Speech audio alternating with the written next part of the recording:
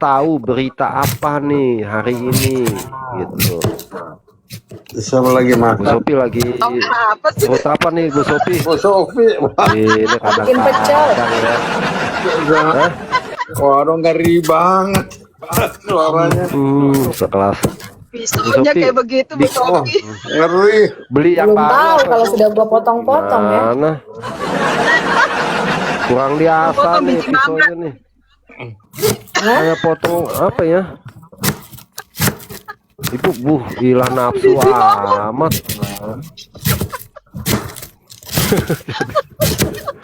Ibu potong rumput apa potong daun-daunan buat makan nih?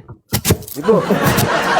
Jadi sebenarnya teman-teman, kita nggak usah bingung-bingung cari-cari. Nabi palsu itu kayak Kurang gimana sih kenceng, ciri-cirinya? kurang kenceng. Kurang Bang kencang. Marga kurang kenceng.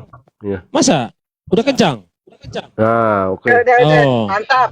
Jadi kita nggak usah bingung-bingung, penasaran mau cari ciri-ciri Nabi palsu itu seperti apa? Ya ada di kita sendiri. Udah banyak yang terkuat kan? Ya mereka lah yang mengatasnamakan pelayan firman, yang mengatasnamakan pemberita warta firman Tuhan, yang notabene jabatannya pendeta segala macam, tapi dengan kelakuan seperti itu, ya itulah. Nggak ada pendetanya, Pak, bukan pendeta. Enggak ada. Jangan menodai jabatan pendeta. Mereka bukan pendeta. Oh begitu ya. Ya, Iya loh. Ya sih. Saya ingat omongan Bu Sopi ya. Ketika kita jangan melawan orang yang diurapi, ya, termasuk pendeta. Itu saya ingat betul omongan Bu Sopi, ya. Dan kenapa itu? Di mana rujukannya? Rujukannya tentang Saul dan Daud, ya. Ketika Daud ada kesempatan untuk membunuh Daud nggak melakukannya. Termasuk Bu Sopi, tetapi sekarang Bu Sopi sudah melakukannya nih. Tapi kan dia bukan pendeta ya. tapi memang sebenarnya saya pikir jabatan pendetanya itu masih polemik gitu kan, karena memang saya udah mengikuti beritanya di TikTok dengan fotokopian seperti itu kan, melihat bahwa dia melayani sebagai gembala sidang di sini, sebagai penentu ataupun pendeta di gereja ini, tapi fotokopian kan gitu. Jadi masih polemik saya pikir, makanya saya masih panggil pendeta. Tapi kalau udah A1 dia, berarti memang kampret lah itu orang. Ngomong-ngomong Bu Sopi masak apa sih? Nafsu amat. Kampret. Bu mau masak apa nih Bu Sopi?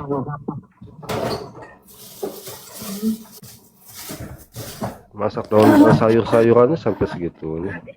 Iya, betul. Jadi kayaknya tuh habis motong cabbage kali itu. Kagak, kalau pecel sih setahu saya tinggal dipotek-potek, nggak pakai pisau. Dipotek-potek pakai tangan gitu, kangkungnya dipotek-potek. Ada bayam ya. sini, tadi aku nggak beli bayam. Nah, apalagi bayam mana dipotong sih Bu? Ini kayaknya potong daging. Nggak ada bayam, aku nggak beli bayam. Oh, enggak, maksud saya Ibu motong apa, nafsunya minta ampun. Biji mamat. Masa kenceng amat, gini kenceng. Wah, Itu potong-potong kol tuh Bang Yon. Kol kan perlu pecel kan bisa pakai kol lah. oh iya betul sih. Oh iya betul betul betul. Udah seger nih mamat kan. Pakai 3 macam sayuran, 3-4 macam sayuran aja udah seger nih. Oh sensitif mic-nya ya. Iya. Kayaknya nafsu amat nih mau potong siapa nih Bu Sopi nih.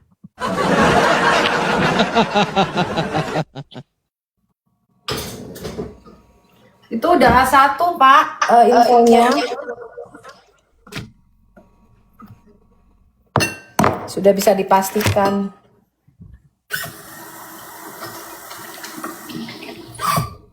Bahkan Pauzang sendiri pun ternyata gelar pendetanya itu dia sendiri yang mengangkat dirinya. Oh gitu. Iya, dia tidak ada sinode yang menahbiskan dia jadi pendeta. Astaga. Jadi melalui yayasan yang dia dirikan sendiri namanya Hagios apa itu yang di Belanda itu. Tugas. Itu yayasan yang dia dirikan sendiri dan dia sendiri yang mentasbiskan dirinya jadi pendeta di situ. Memang lah ya. Luar Ya itulah biasa. sebabnya donatur mengundurkan diri. Jadi dia akhir-akhir ini berusaha untuk mengalihkan dana dari Indonesia itu yayasannya itu ke Belanda dan dia sering memasukkan nota-nota jadi apa kebutuhan dia sendiri itu diselipkan Pak untuk di reimburse di yayasan itu. Jadi dia bilang ini untuk homeless gitu. Tapi itu ada kepentingan dia sendiri, ada kebutuhan dia sendiri yang di reimburse di situ. Jadi kalau menurut saya lebih baik terus terang ya teman-teman kalau memang dipakai untuk pelayanan kan dia kalau memang pendeta dia berhak mendapatkan tunjangan betul ya? Betul. Ya buat saya lebih baik jujur aja gitu. Itulah sebabnya donatur mengundurkan diri dan sekarang dia bergabung dengan Rudi Iskariot dan bom. Iyalah, namanya satu tipe, satu. Kalau homeless yang di Belanda itu bohong banget. Karena homeless di sini tanggungan pemerintah. Saya berani besok saya telepon deh. Iya. Astaga, kok bisa lah kuat mental orang ini ya? Saya, luar biasa. Berani sekali mengatasnamakan ayat-ayat dan firman Tuhan untuk tujuan seperti itu. Dosanya nggak terampuni lah itu. Bisa Mas, bisa. Dan minta maaf ya.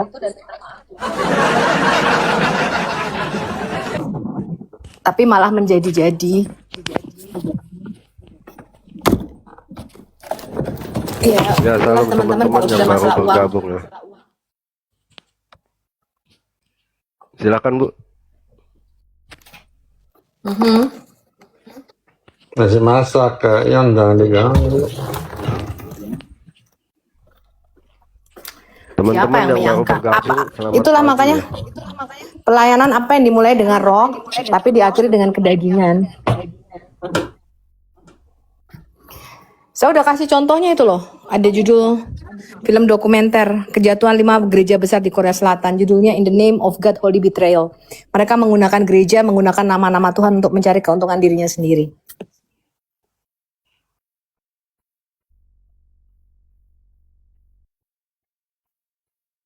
Miris. Aduh.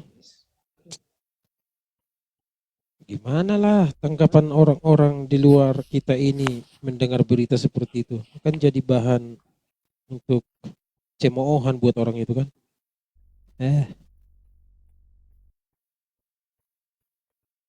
Bang Marga kecil Bang Marga suaranya.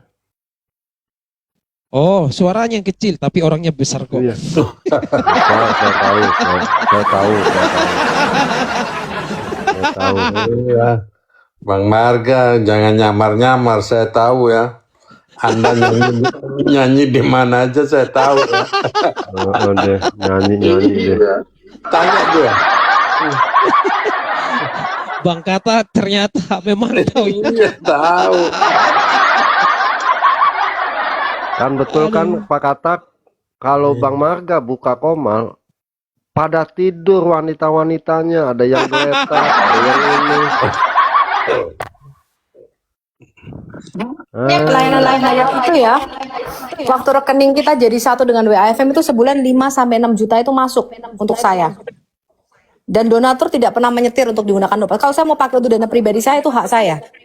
Demikian juga waktu kita buka rekening Al Hayat, itu sebenarnya atas nama saya.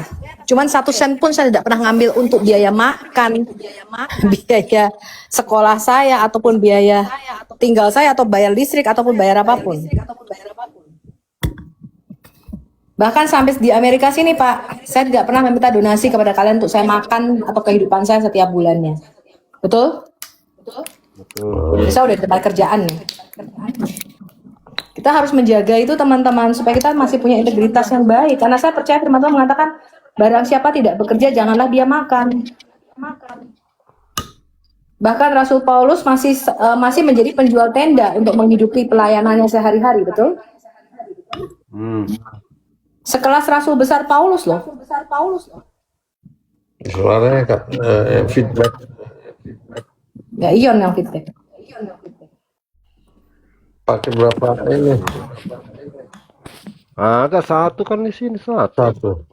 Saya pikir pakai Dan Paulus berkata apa coba?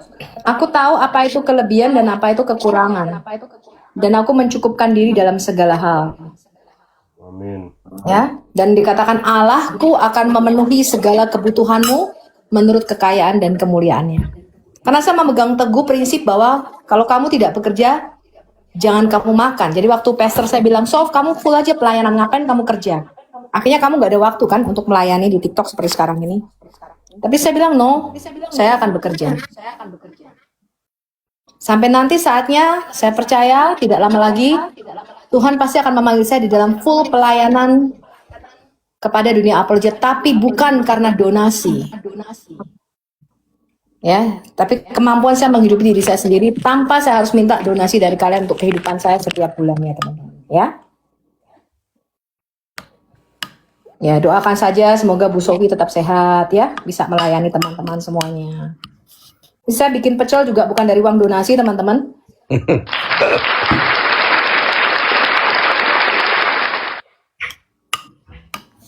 Bahkan semua orang di Amerika ketika bilang, Sof lebih enak pakai Zelle, saya tidak pernah memberikan nomor Zelle saya. Mereka transfernya ke Bang Edis, ke Abi, ya. Kemarin ada satu yang malah si Edis kasih ke saya. Saya bilang, dari mana ini? Ya, dari orang-orang yang mau memberkati Mbak Sofi, katanya. Karena saya tidak pernah membuka rekening pribadi dari dulu, teman-teman. Cuman orang tuh dari dulu sering mendesak untuk memberkati ya Pak Rene ya. Bapak tahu sendiri ya. Saya tidak pernah minta untuk kehidupan saya pribadi. Makanya pada waktu itu, kalau mereka mau memberkati dijadikan satu ke rekening WAFM pada waktu itu seperti itu. Tapi saya pribadi saya tidak pernah minta duit bulanan, saya kerja kok, saya dapat duit. Gitu teman-temanku tercinta. Integritas kita tuh sangat penting, kalau enggak ya nanti seperti itu. Siapa yang menyangka Pauzang yang membaptis banyak orang, menyuarakan suara kenabian atas Indonesia jatuh di dalam dosa keuangan. Memang mamon ini yang paling jahat ya teman-teman ya. Hati-hati teman-teman. Iya, makanya ada istilah akar segala kejahatan itulah uang.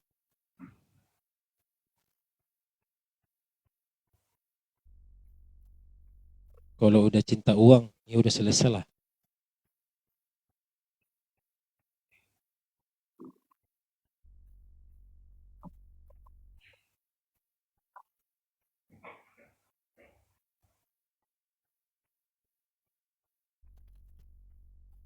Ya, sebenarnya orang boleh sih cinta uang, tapi ya janganlah bergerak di bidang kerohanian seperti ini. Berbisnis kayak apa kayak gitu. Ya, masa mencari uang dalam pelayanan kepada Tuhan ya kan udah nggak benar itu.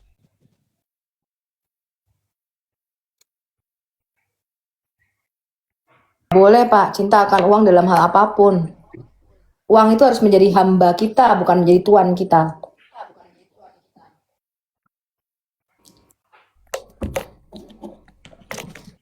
Benar. Kalau uang sudah menjadi kurios, menjadi Tuhan, menggantikan Allah di dalam hidup kita ya repot.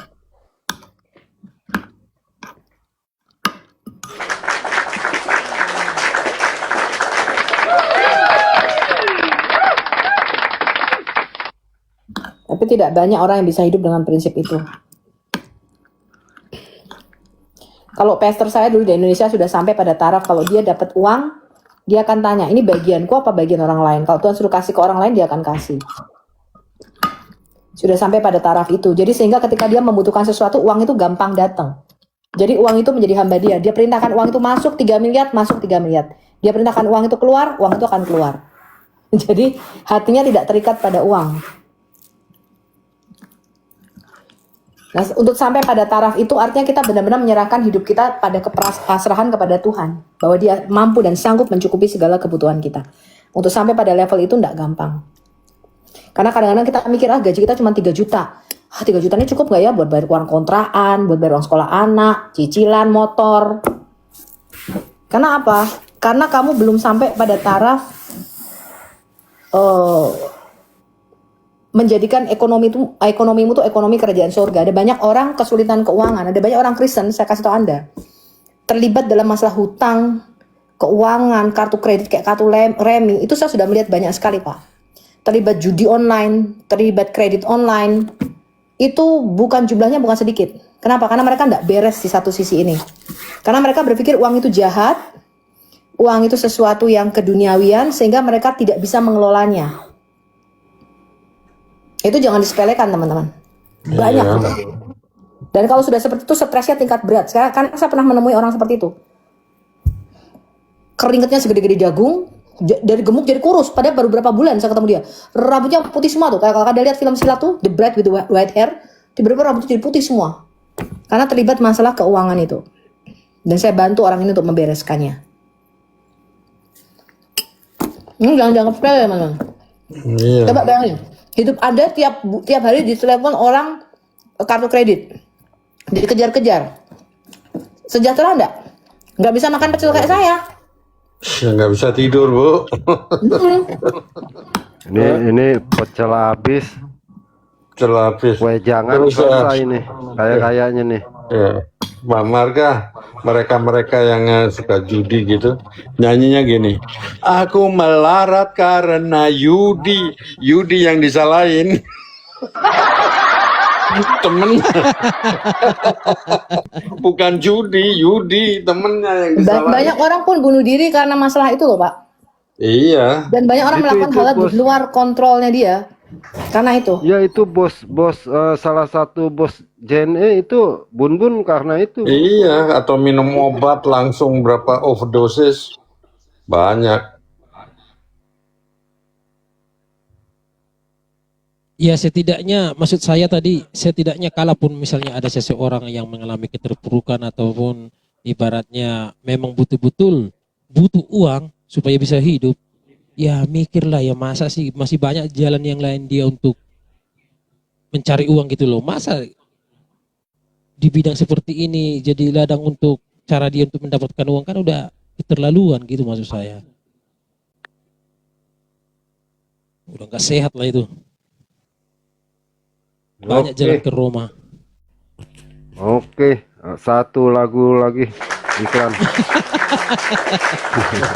Oke, baik.